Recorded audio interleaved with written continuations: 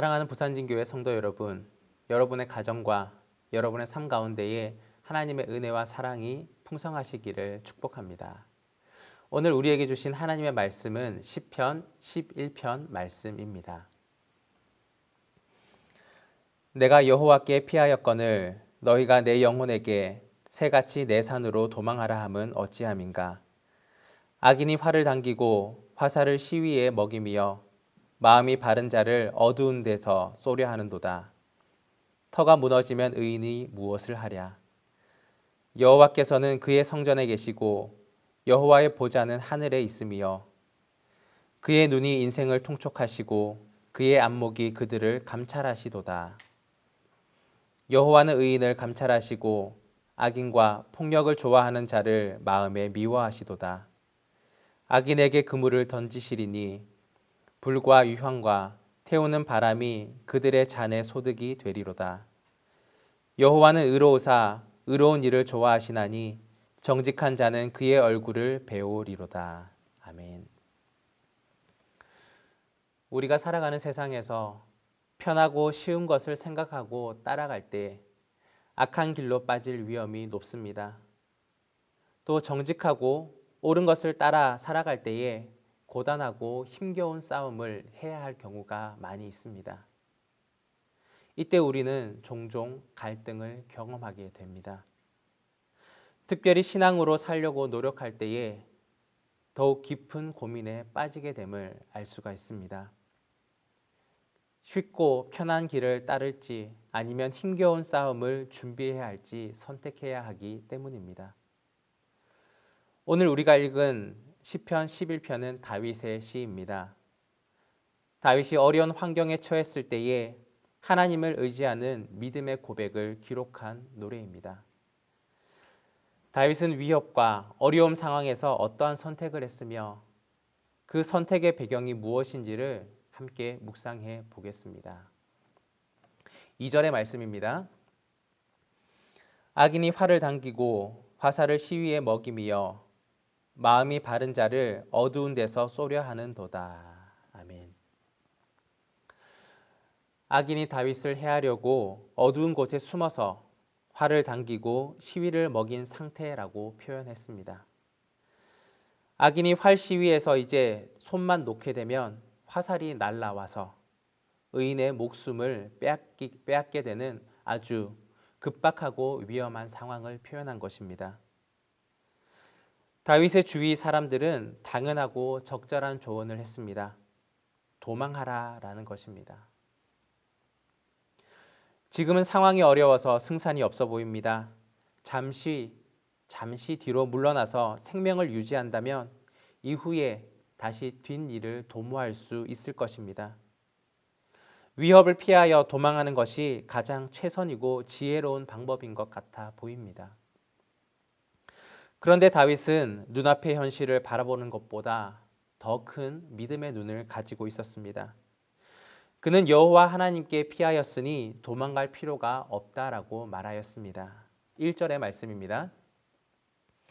내가 여호와께 피하였거늘 너희가 내 영혼에게 새같이 내 산으로 도망하라 함은 어찌함인가. 아멘. 새같이 산으로 도망하라라고 권고하는 주변 사람들을 향하여 다윗은 나는 여호와께 피하였다라고 말하였습니다. 사실 어렵고 힘든 일을 가장 쉽게 넘어갈 수 있는 방법은 그것을 피하는 것입니다. 그러나 다윗은 위협 앞에 도망하거나 피하지 않고 당당하게 맞서겠다고 하였습니다. 다윗은 하나님께 피하여 했습니다. 주변 사람들 눈에 다윗의 현재 상황은 풍전등화와 같습니다. 위협 앞에 놓인 위태한 상황같이 보였습니다. 그러나 다윗은 누구보다 안전한 상태였습니다. 위협 앞에 당황하거나 놀라서 도망하는 새같이 연약한 모습이 아니었습니다. 하나님을 의지하고 있으니 든든하고 두려움이 없었습니다. 3절 말씀입니다. 터가 무너지면 의인이 무엇을 하랴. 아멘. 터는 삶의 기초입니다. 터라는 기초가 무너지면 삶을 이어나갈 수가 없습니다. 우리가 살고 있는 사회가 운영되는 기초는 법과 질서입니다. 우리는 법과 질서를 지키면서 정직하고 의롭게 살 때 행복하고 안전할 것이라고 기대합니다. 의인은 복을 받고 악인은 벌을 받는다는 권선징악이 이루어지는 세상을 바라고 살아갑니다. 그런데 이러한 법과 질서, 권선징악이 무너지면 사회는 커다란 혼란을 겪을 수밖에 없습니다. 이러한 기초가 무너지면 의인은 어디에 서야 할까요? 터가 무너져서 의인이 고통을 당하고 악인이 평온하다면 의로움을 유지하는 것이 무슨 의미가 있을까요? 의롭게 살 필요가 없지는 않을까라는 것입니다.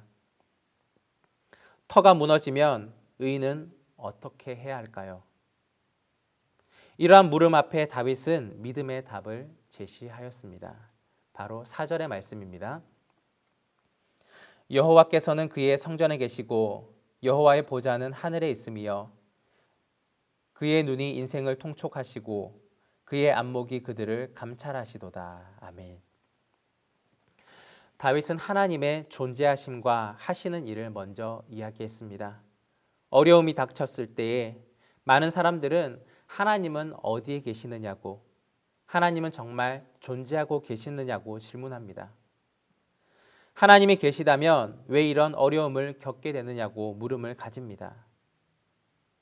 그리고 하나님이 존재하시다면 혹은 하나님이 능력이 없어서 세상의 악이 관영한 것을 방치하고 계시지는 않는가라고 질문합니다. 다윗은 이러한 물음에 대한 정답을 제시합니다. 여호와께서는 성전에 계시고 보좌는 하늘에 있음이여. 하나님은 살아계셔서 성전에 계시고 사람들이 사는 세상에 임재하고 계십니다. 또한 하나님의 힘과 위엄은 하늘에 있다고 선포하고 있습니다. 이 땅의 세계를 뛰어넘는 하늘의 능력을 가지신 분이 바로 하나님이십니다. 이 세상을 방관하고 방치하는 것이 아닙니다. 인생을 통촉하시고 감찰하시고 계신 분이 바로 여호와 하나님이십니다. 하나님은 우리의 인생을 돌아보시고 판단하시는 분이십니다.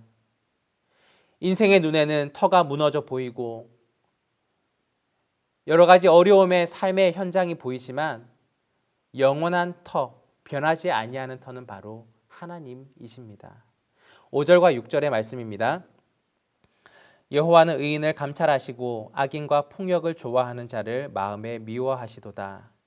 악인에게 그물을 던지시리니 불과 유황과 태우는 바람이 그들의 잔에 소득이 되리로다. 아멘. 하나님은 의인을 구별해 내시며 악인을 미워하십니다. 하나님은 의인을 구별하여 내신 뒤에 악인들을 심판하는 분이십니다. 악을 방치하는 것이 아니라 적극적으로 악에 대하여 심판하시는 분이 바로 하나님이십니다. 악인에게 그물을 던지시는 것이라고 표현합니다. 마치 짐승을 포획하듯이 악인을 잡아서 진멸시키실 것입니다. 노아의 홍수에서도 악인에 대한 진멸이 있다는 것을 확실히 보여주셨습니다. 죄악이 가득한 소돔과 고모라를 불과 유황으로 멸망시킬 때에 무서운 하나님의 심판이 있다는 것을 바로 보여주셨습니다. 중요한 것은 심판 중에서 하나님은 의인을 구별하여 구원의 길로 인도하시는 것입니다. 노아에게 방주를 만들게 하셔서 홍수로부터 살아남게 하셨고 소돔과 고모라를 심판하기 전에 롯을 탈출시키셨습니다. 여호와 하나님은 의인을 감찰하시고 보호하시고 구원하시는 분이십니다. 그렇게 다윗은 자신이 처한 눈앞의 위협에 흔들리지 않았습니다. 다윗은 의롭게 행동할 수가 있었습니다. 하나님께서 의인을 보호하시고 구원으로 인도하실 것을 그는 믿었기 때문입니다. 다윗에게 있어서 그의 터는 바로 하나님이셨습니다.